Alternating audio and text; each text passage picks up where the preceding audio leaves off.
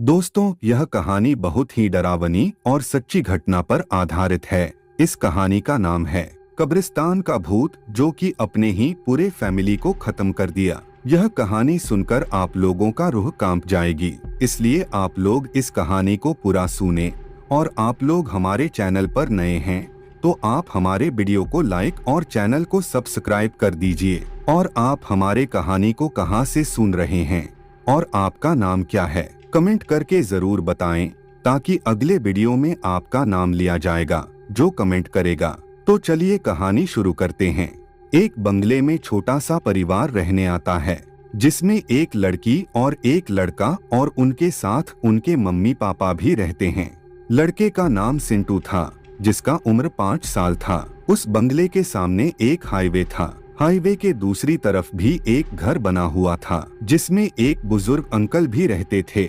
उस हाईवे की एक खासियत थी कि उस हाईवे पर बहुत बड़े बड़े ट्रक चला करते थे और उसके पास में एक कब्रिस्तान बना हुआ था। एक बार की बात है, उनका 5 साल का छोटा बच्चा सिंटू गलती से खेलते खेलते सड़क के बीच में आ जाता है। वह जैसे ही सड़क पर आता है, तभी एक ट्रक उस बच्चे को अपनी चपेट में ले लेता है और वह बच्चा हमेशा के लिए मर जाता है। उसके दोनों मम्मी पापा बहुत रोते हैं। उनके सामने वाले मकान में जो बुजुर्ग रहते हैं, वह यह सब हादसा देख रहे होते हैं और उस छोटे बच्चे के बारे में सोचते हैं कि वह बच्चा कितना प्यारा था, मेरे साथ खेला करता था और आज वह हमेशा के लिए चला गया। यही सोचते हुए वह बुजुर्ग उसके मम्मी पापा के पास जाते हैं और उन्हें दिलासा देते हैं। उसके पापा अपने बेटे को दफना देते हैं और कब्रिस्तान से सभी लोग चले जाते हैं और अपने घर आ जाते हैं। घर आकर सब रोने लगते हैं और अपने बेटे को याद करते हैं। उसका पापा इतना पागल हो जाता है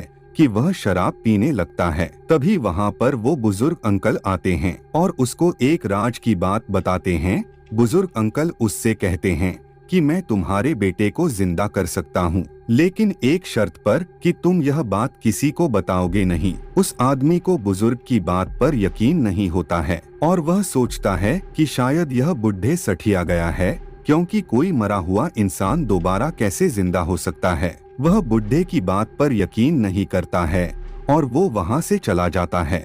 2 दिन बाद बूढ़ा फिर से उस आदमी को मिलता है और फिर से वही बात दोहराता है कि मैं तुम्हारे बेटे को जिंदा कर सकता हूँ। इस बार वे बुढ़ा से पूछ लेता है कि मेरा बेटा कैसे जिंदा हो पाएगा, वह तो मर चुका है। तब बूढ़ा कहता है कि कब्रिस्तान के पास एक ऐसी जगह है जहाँ पर मरे हुए इंसान को यदि गाड़ दिया जाए तो वह अगली रात को दोबारा से जिंदा होकर आ जाता है। उस बुढ़े के साथ अपने बेटे की कब्र पर जाता है और दोनों रात को खुदाई करके उस लाश को बाहर निकाल लेते हैं। उस लाश को निकाल करके फिर वह कब्रिस्तान के पीछे एक ऊंची पहाड़ी पर उस बच्चे को गाड़ देते हैं। उसको गाड़ने के बाद वह दोनों अपने अपने घर लौट आते हैं, इस उम्मीद से कि वह छोटा सा लड़का दोबारा जिंदा हो जाएगा। दूसरी रात को आकाश में बहुत तेज बिजली चमकती है और बादल भी गरजने लगते हैं। बहुत तेज हवाएं चलने लगती है और अपने बेटे को जिस जगह पर गाड़ा था उस जगह पर गहरा गड्ढा हो जाता है और वह लड़का बाहर निकल कर आ जाता है। उस दिन बहुत मनहूस रात होती है, काली रात। उस रात यदि कोई बाहर निकल आए तो अंधेरा देखकर उसे हार्ट अटैक पड़ जाए। वह लड़का अपने घर आ जाता है और अपनी बहन के कमरे में चला जाता है। उसकी बहन सो रही होती है, तभी अचानक उसके बहन की आंख खुल जाती है और वह देखती है कि उसका भाई उसके सामने खड़ा है, तो वह तेज तेज चिल्लाने लगती है। तभी उसके मम्मी पापा की नींद खुल जाती है और वह अपनी छोटी बेटी के कमरे में आ जाते हैं। जैसे ही वे दोनों कमरे में आते हैं, उसका भाई वहाँ से गायब हो जाता है। वह दोनों अपनी छोटी लड़की से पूछते हैं कि बेटी तुम इतनी तेज क्यों चिल्लाई। तब वो बताती है कि पापा अभी यहाँ पर मेरा भाई खड़ा था, उसे देख करके मैं जोर से चिल्ला पड़ी।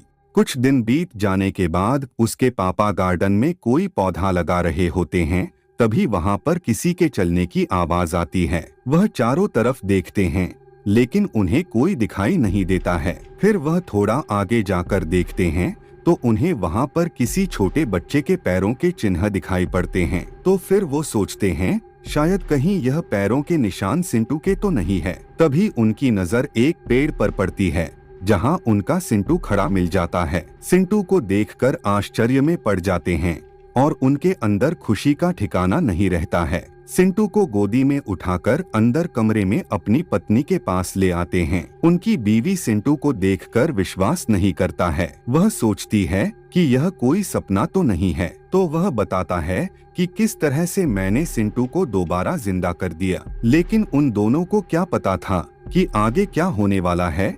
वे दोनों सिंटू से प्यार तो करते हैं, लेकिन सिंटू तो कुछ बदला हुआ सा लगता है। उस रात सिंटू को लेकर के वह दोनों सो रहे होते हैं कि तभी रात के 12 बजे सिंटू की आंखें खुल जाती है और वो किचन में जाता है, हाथ में चाकू लेता है और अपने पापा के पास आ जाता है। पापा के सिरहाने खड़े होकर के पापा पापा बुलाता है। तभी उसके पापा की आंखें खुलती है और वह देखते हैं कि मेरा बेटा चाकू लेकर खड़ा है। वह यह सब देख करके डर जाते हैं, लेकिन वो अपने पापा पर हमला कर देता है। उसका चाकू का वार उसके पापा के गर्दन में थोड़ा सा छुता हुआ निकल जाता है। तभी उसकी माँ की भी आंखें खुल जाती है और वह अपने पति के पास जाकर के उसके गले से लग जाती है और अपने बेटे को धक्का दे देती है। इतना सब देखने के बाद उसके पिताजी उस बुजुर्ग बुढ़े के पास जाते हैं और उससे पूछते हैं कि मेरा बेटा जब से वहाँ से आया है तब से वह बहुत बदल चुका है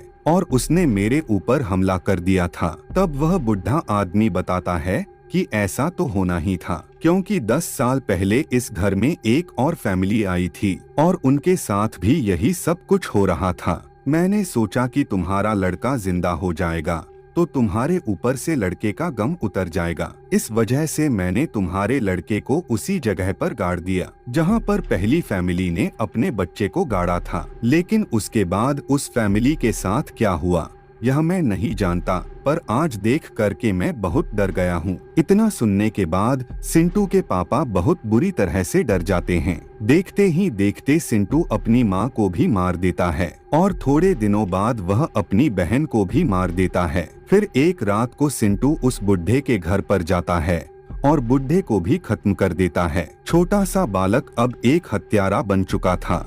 उसके अंदर शैतानी शक्ति का वास हो गया था। सिंटू के पापा जी यह सब नहीं देख पाते हैं और सिंटू को मारने की कोशिश करते हैं। सिंटू को मारने के चक्कर में वह खुद ही मर जाते हैं और इस तरह से सिंटू अपनी पूरी फैमिली को खत्म कर देता है। तो दोस्तों, यह कहानी आप लोगों को अच्छी लगी हो तो प्लीज कमेंट करके जरूर बताएं और साथ में चैनल को भी सब्सक्राइब कर लें।